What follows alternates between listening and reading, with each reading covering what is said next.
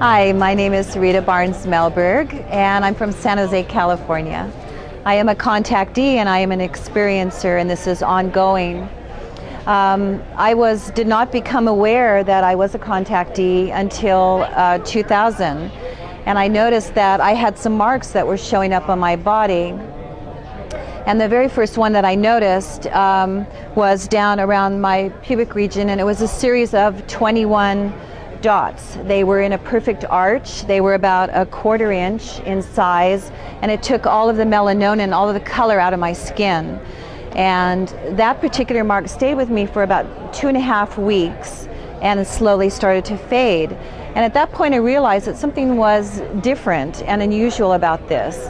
And as well as my psychic abilities really started to seem to go into the next level, up to like psychic 102. And I started, when marks would show up, I took my little nifty cell phone and I was taking pictures. And I am an artist and a designer. And I noticed in 1980, I was starting to channel through some drawings of obviously beings that were not from this world.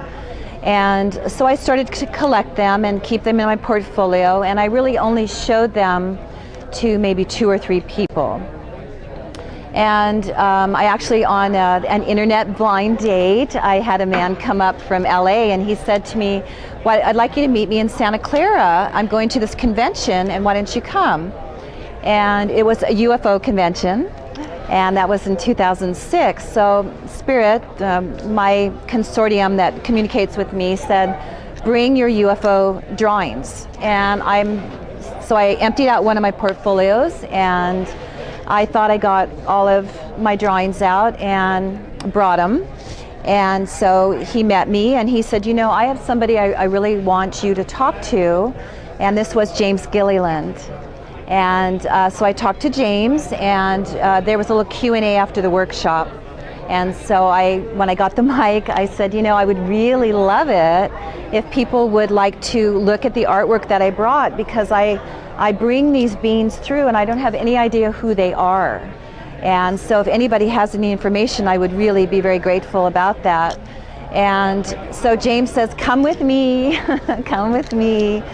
And very fortuitously, 2 of the tables opened up in front of his booth. So I laid out all of my drawings, and people were coming from all over, and they're looking, they're going, oh my God, I know, I've seen this one, I've seen this one, I've seen this one. And it was the most humbling experience for me of my life, because I realized that I've been given an amazing gift. And these people who are experiencers and contactees, they had an opportunity to look at some of these beings, and it was triggering memories in them. And I thought, oh my gosh, this is so amazing. And then I met Les Velez, who runs a group called Opus, and Opus is an amazing group, and I work with them now. And I didn't know in that period from 1980 to 2006, I had not heard of MUFON, and I probably am not unlike a lot of people out there who are experiencers. They don't know who to talk to. You know, who do you call? You call the police. You know, well, how are they going to help you? Yeah, right. You know, they're not going to help you. So I stayed in silence for all of those years. I really did not talk about my experiences. But I had the wherewithal to be able to document the marks that were showing up on my body. And then when I came into the modern age and got a digital camera, then the pictures obviously were a much better quality. So then Les introduced me, and he said, I know that you've been on radio and television, and I wonder if you would like to be a speaker for a MUFON meeting. It's going to take place in San Jose. And I said, sure. So he said, well, Ruben Uriarte runs this, and here's his number, and I've already told him about you. And I said, well, thank you, that's so nice. And so I called up Ruben, and we talked, and he said, you know, come over and talk. So I decided this was in many regards a coming out for me. And I know, and I have total empathy for these experiencers and the contactees, because you live in fear and you hold this information in for decades. Sometimes families never talk about this information. And I realized also at that point it's very important to talk about this information and encourage people to talk about this. So my theme song, if you will, is I really want to bring the paranormal out of the dark ages and into the light. And so I say, keep talking. And this is what I'm doing, and this is a coming out for me, and I'm very proud to represent a lot of the ETs. I channel, I have a booth here today, and I have brought through over a period of probably the last 2.5 years, many images of our Galactian family. And I will not promote the fear. I will not promote that they are bad and evil and they are here to hurt us. Yes, there are some that do that, and I have had contact with them. And I was almost killed. So that's another topic. But I really want to be a contributor to create, if you will, a visual guide to ETs. So I have taken and continued the work of a wonderful man who decided to create a visual guide of ETs. His name is David Chase. So David, if you see this, I'm very grateful to you. And I'm inspired, and I have brought these images to share with people here today. I channel, and as a psychic person, I wanted to not bring in the dark. And so I said, you know, I'm going to set my parameters. I'm going to set my psychic parameters around me. I'm going to set my criteria. I feel I have awareness of when they are around me, when spirit's around me. And I said, I will not bring your image through.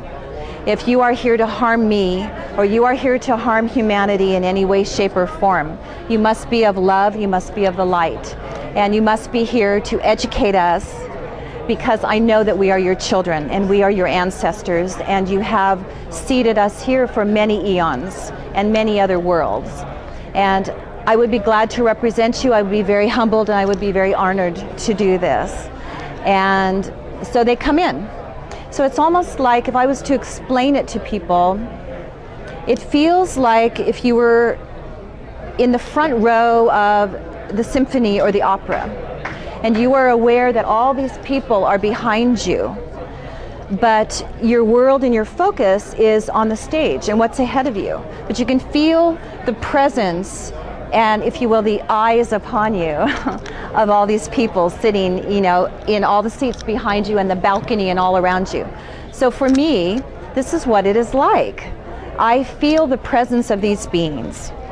And sometimes they're like on my shoulder going, are you going to bring my portrait through? And some days I just close shop. And I said, you know, I don't have the energy today. I'm drained. I can't do it today.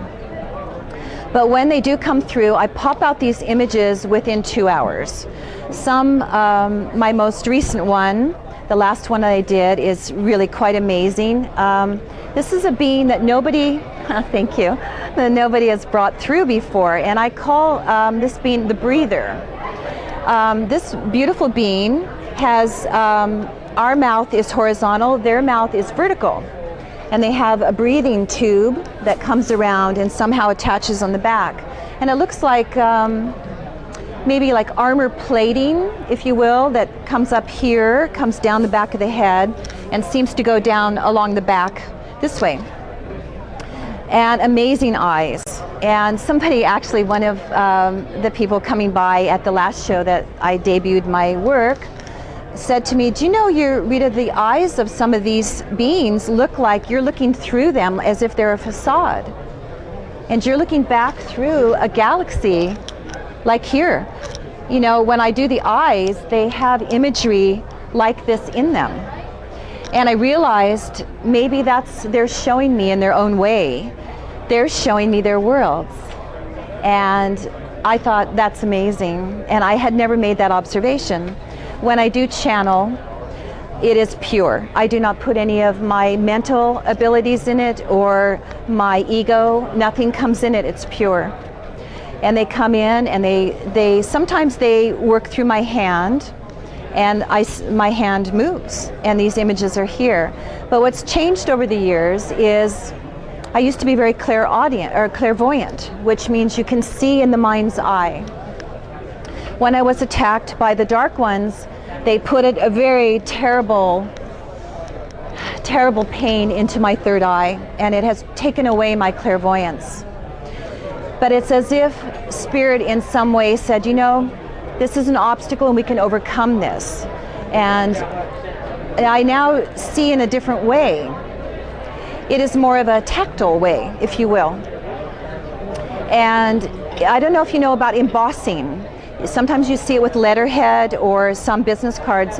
There is a raised image that shows up on the top of the surface. So now my art, what's happened is when I'm going to bring somebody through, I lay my hand on my paper, my drawing pad, and I can feel the image I can feel it literally, like I'm feeling somebody's face. So I want to say to everybody, it is very important. Your experiences matter. And I know that there is fear, and I do not want you to participate in the fear and buy into it. It takes a lot of courage to come forward and do this, and I'm sorry there's emotion with this. I just got hauled through the court and ridiculed in a witch hunt because I'm associated with the paranormal. I will be talking about this in this coming spring at East West Books, the modern day witch hunt for the paranormal. And you know what? If I can do it, you can do it. And I want you to bring the paranormal out of the dark ages and into the light. Namaste.